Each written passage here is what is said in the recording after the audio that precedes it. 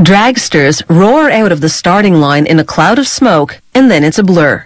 Traveling at speeds of up to 515 kilometers an hour, these hot rods rip through a 400-meter racetrack in less than 4 seconds. It's why they need parachutes to slow down and come in for a safe landing. Blink a couple of times and the race is over. Packing an incredible 8,000 horsepower, a dragster is at least 50 times more powerful than a subcompact car. With fat rear tires for traction and a tapered aerodynamic body, the dragster is engineered for one thing only: speed.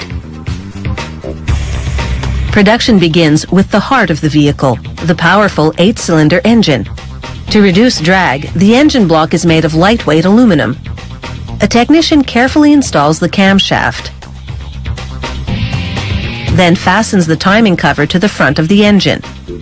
The timing cover prevents oil leaks. He installs the crankshaft and hub.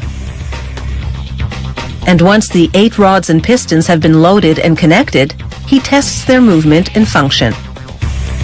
Satisfied with their performance, he encases them in an oil pan. With the installation of the drive gears and other components, the engine block is now complete.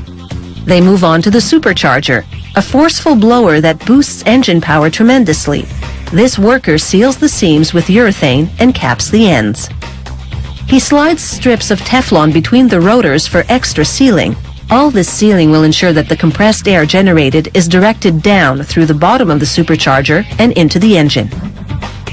With the supercharger now installed in its magnesium casing, he connects a cage-like starter to its drive pulley.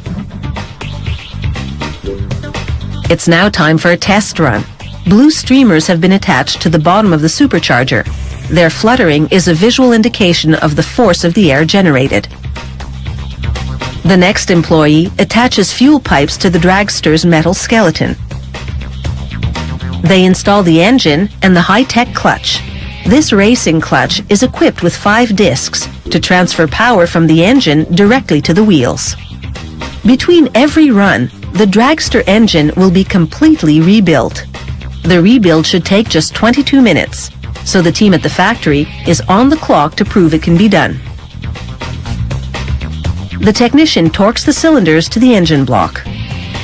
He installs the fuel distribution system and connects the hoses to the cylinder heads.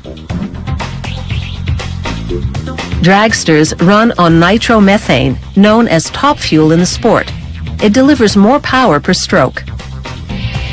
Still on the clock, the crew transfers the supercharger to the engine and connects it to the intake manifold. They use super-strength Kevlar strapping to restrain the supercharger in the event of an explosion. They loop a belt over the gears that drive the supercharger. They adjust the engine valves and then check to confirm the valves move freely. They cover the valves with this titanium lid to prevent oil leaks and keep all the parts in place. A technician connects spark plugs to the engine through slots in the cover, 2 per cylinder.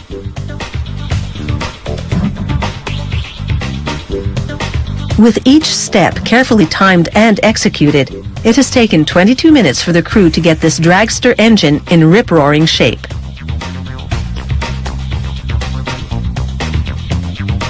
In that 22-minute window, they also bolt the back wheels to the axle.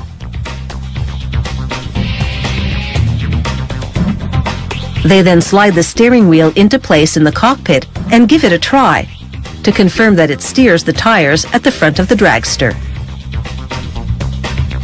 Also part of the 22-minute routine, a check of the fuel lever and the loading of the parachutes. They'll be tested at every pit stop before repacking. Finally, they fill up the tank with nitromethane fuel. This high-performing fuel is both volatile and corrosive, so there's a protective cover. This dragster is almost ready for the starting gate. All it needs is a sponsor to pay all the bills. One last test of the clutch, and this dragster is ready for the track. And it's off in a cloud of tire smoke.